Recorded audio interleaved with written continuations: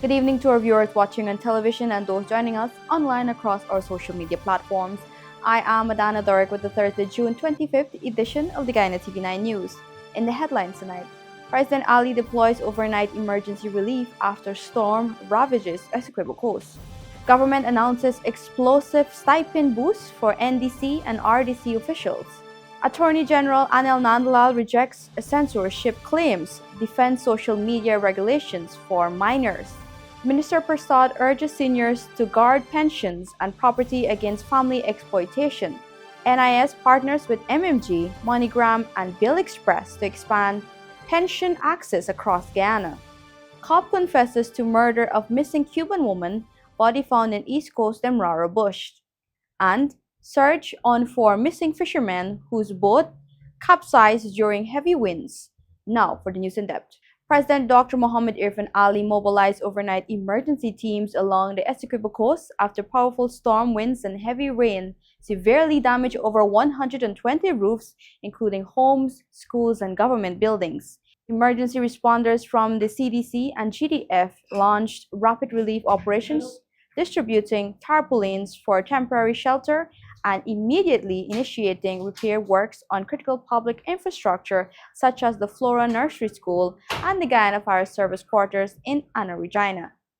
Our reporter has the details. Teams from the Civil Defense Commission CDC, Guyana Defense Force GDF, Regional Democratic Councils and other agencies fanned out from Charity to Riverston and Limassans, conducting assessments and delivering immediate relief to affected families. Officials reported that more than 70 households had already been assessed overnight, with tarpaulins distributed to provide temporary shelter. President Ali, who toured several affected communities and public facilities, also visited a teacher receiving treatment at the Lima Regional Hospital after she was injured when a wall collapsed at Riverston Primary School during the storm. He said damage assessments indicate that more than 120 roofs have sustained moderate to extensive damage.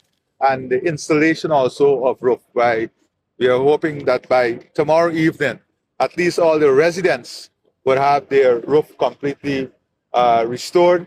One of the school in Riverston School, the roof is completely gone, so that will take a bit more than tomorrow to have completely fixed, but the Army is going to prioritize those areas to have all of the public infrastructure by Sunday to have them back fully fixed. Repair works have already been completed on the roofs of the Flora Nursery School, the Department of Education building, and the Guyana Fire Service living quarters in Anna Regina. Tarpaulins were also installed at Riverston Primary School and Richmond Nursery School, where temporary coverings were placed on several other damaged public buildings to prevent further deterioration. During an engagement with residents, President Ali instructed officials to ensure that persons whose homes were severely damaged and who required accommodation received immediate assistance. He also announced that additional tarpaulins and roofing materials would be distributed as teams continue assessments in affected communities. With the response that we would have gotten in Region 2 from the President and his party, we are really grateful because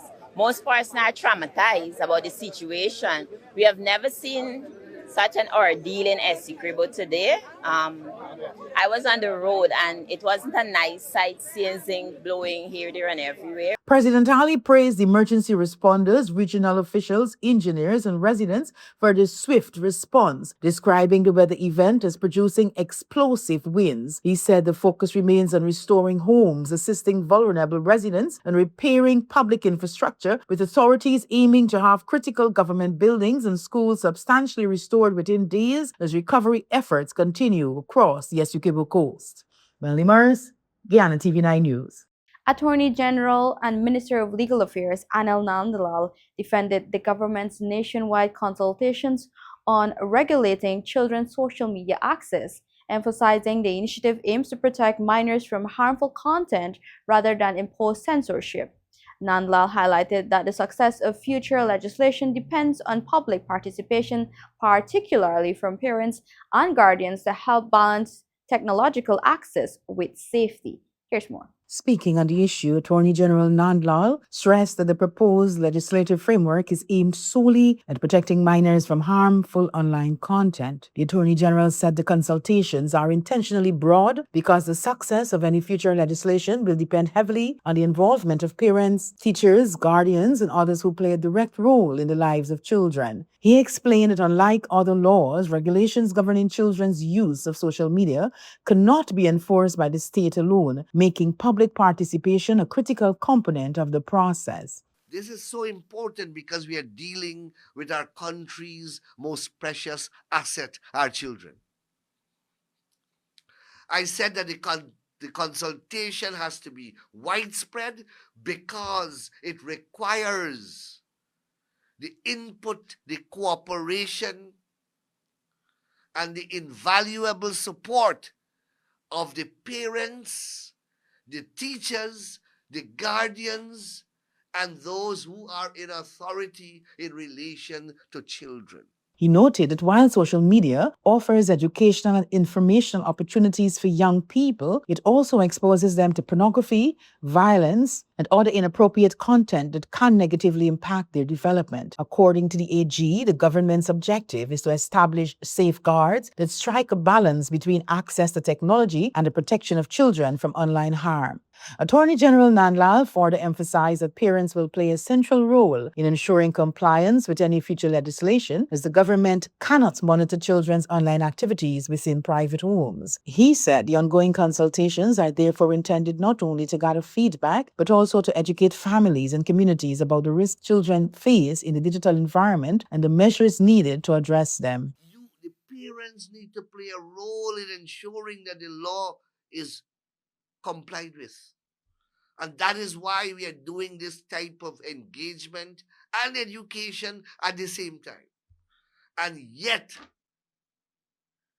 you have the usual suspects who are trying to put a negative spin on a completely virtuous initiative. Attorney General Nandlal criticized opponents of the consultations, accusing them of misrepresenting the government's efforts and spreading misinformation about the proposed legislation, which he maintained is focused solely on protecting children from harmful online content. Minister of Local Government and Regional Development, the Honorable Priya Manikchand, has announced a significant increase in stipends for Neighborhood Democratic Council (NDC) and Regional Democratic Council (RDC) officials, describing it as a key budget measure aimed at strengthening local governance.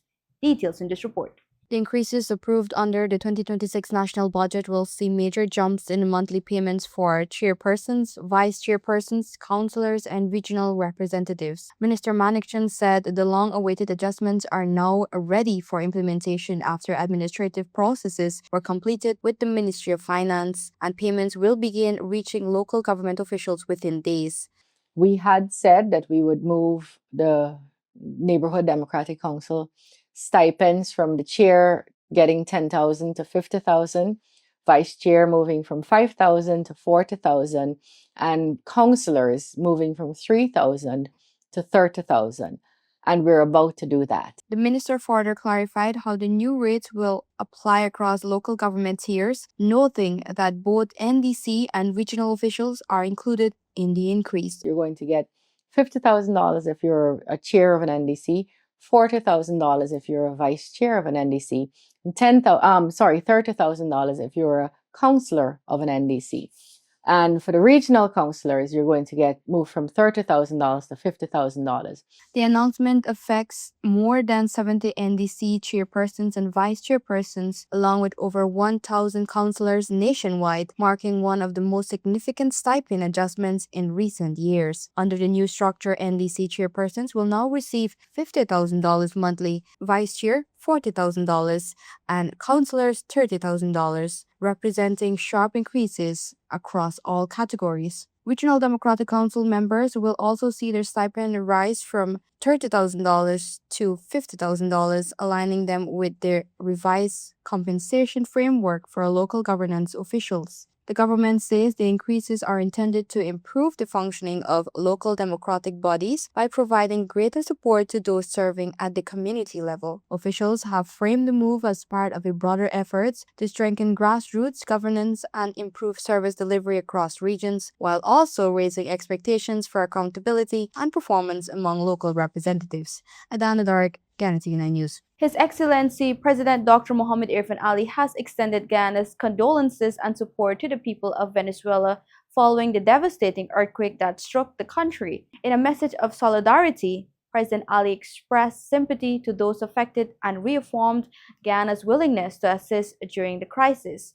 Responding on Thursday, Venezuelan Vice President Delcy Rodriguez thanked President Ali for his gesture, saying his message demonstrated solidarity, respect, and spirit of good neighborliness toward the Venezuelan people during this difficult time. Quote, "We would like to thank Guyana's President Irfan Ali for his solidarity and his willingness to offer support to the Venezuelan people during these difficult times." End of quote. The exchange comes as Venezuela continues recovery efforts following the deadly earthquake. More news after the break. Stay with us. GCOM will be conducting a claims and objections exercise commencing July 1, 2026 to produce an official list of electors, OLE. If you will be 18 years or older by June 30, 2026, and you are a Guyanese citizen by birth, descent, or naturalization, or a citizen from a Commonwealth country living in Guyana for 1 year or more, you are eligible for inclusion in the OLE. GCOM has posted the preliminary list of electors, PLE, in all the registration divisions across Guyana for you to check whether you are listed, and if so, whether your particulars are accurate. You can make a claim for registration, change, correction to your particulars, or you can object to the inclusion of anyone whom you believe should not be on the list. If you are desirous of making a claim or objection, you must visit the GCOM registration office responsible for your area of residence to do so. Visit the GCOM registration office responsible for your area of residence to conduct any of the above transactions. All GCOM registration offices will open Monday to Friday from 8 to 18 hours, Saturday, Sunday, and holidays from 10 to 14 hours. For more information, contact the GCOM on 225-0278-9 or visit www.gcom.org.gy. I know you have work to do, but come, I just need a minute of your time. It won't even take that long. So, I have a proposal. We could do besties in Punta Cana. Really need a getaway. And not to worry, I went to Sunita Travel Agency and they recommended a few hotels that do all-inclusive stays. And they're very affordable. The vibes. Let me tell you something. We do not want to miss a trip to Punta Cana. Why? Ziplining. No, I know this is not your vibe, but please, listen. Hold on, wait. I know you like throw it back. There's a boat party. We could go there. And then there's this thing called buggy adventure, some buggy something. I don't know, but I want to be a buggy or whatever it is. I just want to be a part of it. And then we got snorkeling. Oh, this thing is so ugly. Please, you be next to uglier things than this. Stop it. Trust me, you're going to love it. It'll be just you and me, Punta Cana, drinks, just having the time of our life. Not to worry.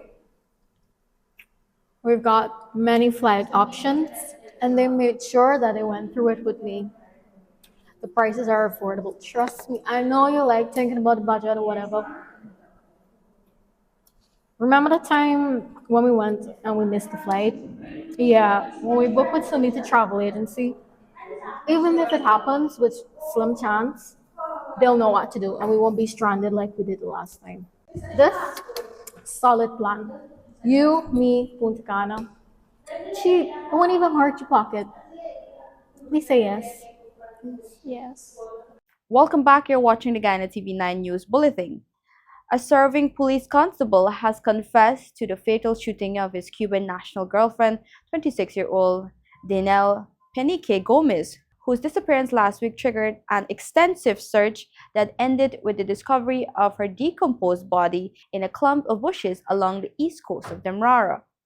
Details in this report. Penique Gomez, a cleaner attached to the Enmore Regional Hospital, was last seen in the early morning hours of Thursday, June 18, 2026, after leaving her Lot 92 Monrepost North home to head to work. Her disappearance was reported a day later, prompting concern among relatives, friends, and members of the Cuban community in Guyana. Following the missing person report, investigators from the Criminal Investigations Department headquarters launched a probe that intensified over several days. On Wednesday evening at approximately 1950 hours, police recovered her remains in a state of decomposition in a bushy area on the east coast of Demerara after developing leads in the case. Authorities later arrested a police constable who had been in a relationship with the victim. Head of the Criminal Investigations Department Deputy Commissioner of Police Wendell Blanham confirmed that the suspect led detectives to the location where the body had been dumped after his arrest. During interrogation, the officer reportedly confessed to the killing, admitting that he used an unlicensed firearm to carry out the act. He also told investigators that he placed a teddy bear against the woman's head before firing the fatal shot, before disposing of her body in the bushes. The case has sent shockwaves through the Cuban community in Guyana, which had mounted urgent appeals for information after Pineke Gomez was reported missing. Investigations continues, with the suspect remaining in custody. Adana Dark, Guyana TV9 News. 2 fishermen from Better Success ESSEQUIBO coast are missing after their vessel reportedly sank during heavy winds on Wednesday. The men have been identified as Suraj Munir, called Anil, and his employee known as Cheeky.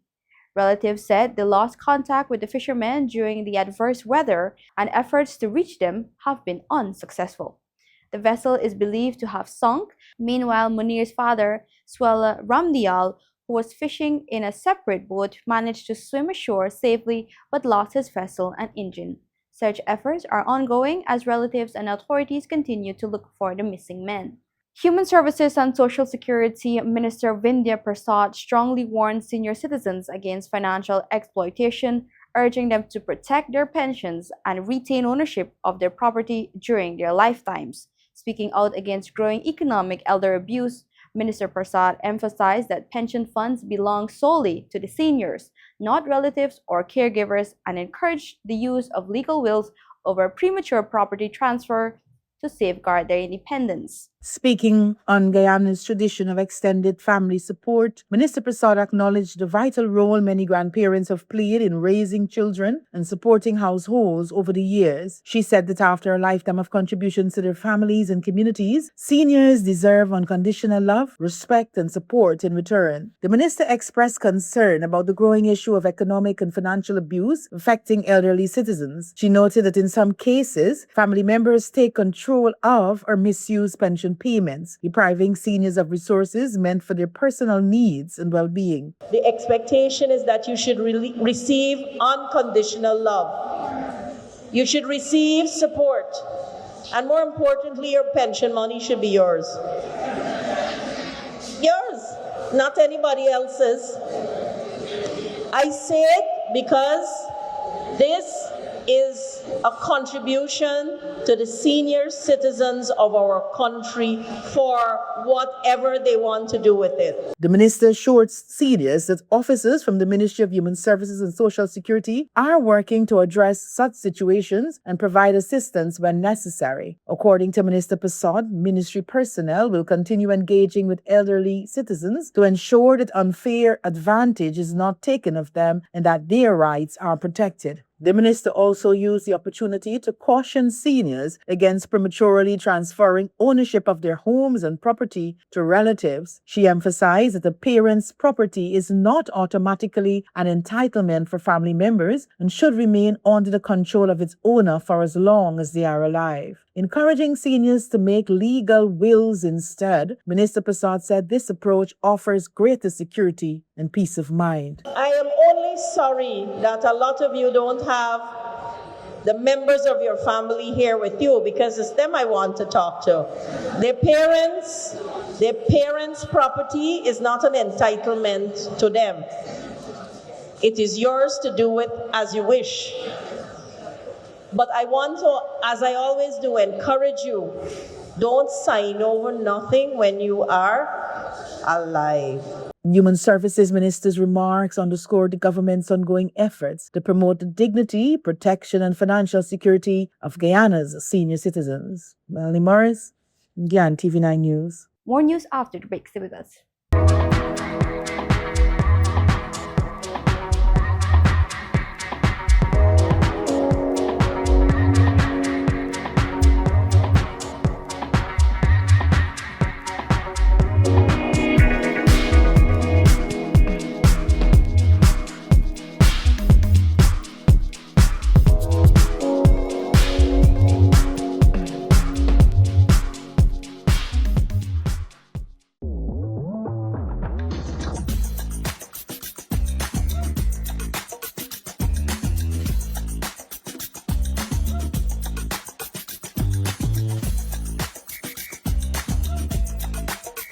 Want to place your death announcements and in memoriam messages on Channel 9?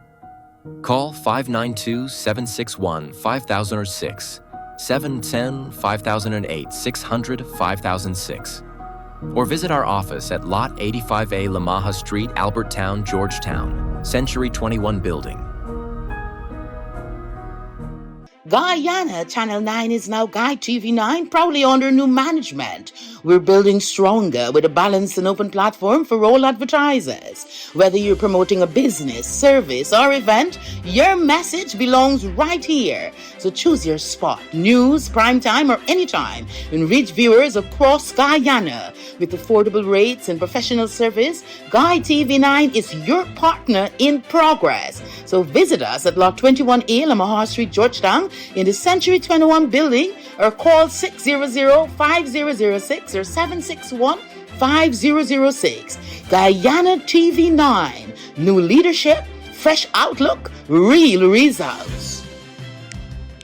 GCOM will be conducting a claims and objections exercise commencing July 1, 2026 to produce an official list of electors, OLE. If you will be 18 years or older by June 30, 2026, and you are a Guyanese citizen by birth, descent, or naturalization, or a citizen from a Commonwealth country living in Guyana for 1 year or more, you are eligible for inclusion in the OLE. GCOM has posted the preliminary list of electors, PLE, in all the registration divisions across Guyana for you to check whether you are listed, and if so, whether your particulars are accurate. If you have changed your address since you were registered, you need to visit the GCOM registration office responsible for your new area of residence to apply for a transfer. Tuesday, July 14, 2026 is the last day you can apply for a transfer during this exercise. For more information, contact the GCOM on 225-0278-9 or visit www.gcom.org.gy. Welcome back. You're watching the Guyana TV9 News Bulletin. Over 60,000 National Insurance Scheme NIS pensioners can now collect their monthly benefits at 4,779 new locations nationwide following a major service expansion announced by Finance Minister Dr. Ashni Singh. The initiative partners with Bill Express, MONEYGRAM, and Mobile Money Guyana MMG to eliminate long travel times and crowded lines, offering direct digital wallet deposits alongside traditional post office and bank options. Here's more. Finance Minister Dr. Ashni Singh announced that the partnership with Bill Express, MONEYGRAM, and Mobile Money Guyana MMG has added 4,779 locations where pensioners can access their benefits, reducing the need to travel long distances or endure lengthy waits. The initiative, launched on Wednesday, allows pensioners to encash or exchange their vouchers through Bill Express, MONEYGRAM, and MMG while continuing to access payments through the NIS's 14 offices, 63 post offices, and several commercial banks. Minister Singh said the expanded network is aimed at making the pension collection process more dignified, convenient, and comfortable for elderly citizens who depend on their monthly benefits. We want these 60,000+ NIS pensioners to be able to receive their pensions in a dignified and in a convenient and in a comfortable manner. There is absolutely no reason why they should have to join a line and wait for hours to receive their pension. The finance minister explained that the new partnerships dramatically increase the number of available access points. He noted that Bill Express contributes to 52 locations, MONEYGRAM adds 55 locations, while MMG offers direct deposits to customers' mobile wallets along with thousands of cash-out agents across the country. We have now added 4,779 locations where NIS pensioners can now receive their NIS pensions. And that's a very staggering number. Under the MMG arrangement, pension payments can be deposited directly into pensioners' MMG accounts, enabling them to make electronic payments to participating merchants or withdraw cash through MMG's extensive network of 4,672 agents nationwide. Officials expect the initiative to improve accessibility, reduce congestion at payment centers, and provide pensioners with more flexible options for receiving their benefits. Melanie Morris, Guyana TV9 News. In tonight's regional news, rescuers are racing against time after back-to-back 7.2 and 7.5 magnitude earthquakes devastated Venezuela's northern coast, killing at least 188 people, injuring 1,520, and leaving roughly 200 trapped under 250 collapsed buildings. A national state of emergency is in effect as more than 138 aftershocks hamper rescue efforts across Caracas and coastal La Guaira, where nearly 3,000 families have been displaced. The disaster has paralyzed critical infrastructure, forcing the indefinite closure of Simón Bolívar International Airport and causing widespread blackouts that have plunged major cities into darkness. In response, the government has launched a $200 million emergency fund as international rescue teams from the UN, US, Mexico, Spain, and Qatar arrive with heavy machinery and K9 units to pull survivors from the debris. Internationally, a catastrophic 12-hour seismic surge fractured the globe on Wednesday, unleashing a chain of major earthquakes across the Americas and Asia. The crisis began in Northern California with a sharp 5.6 magnitude tremor before migrating to Venezuela, where devastating back-to-back 7.2 and 7.5 magnitude earthquakes flattened northern coastal cities, killing at least 188 people and triggering a national state of emergency. As the regional shockwave rattled neighboring Trinidad and Tobago, the Pacific Ring of Fire ignited less than 35 minutes later when a powerful 6.9 magnitude earthquake struck off the coast of Iwat, Japan, forcing emergency agencies into a frantic global response to an unprecedented day of planetary upheaval. Those are our major headlines for tonight's newscast. For more trending stories, follow us on our Facebook, TikTok, and YouTube platforms at GOV'T TV9. I'm Madana Darek. Thank you for watching.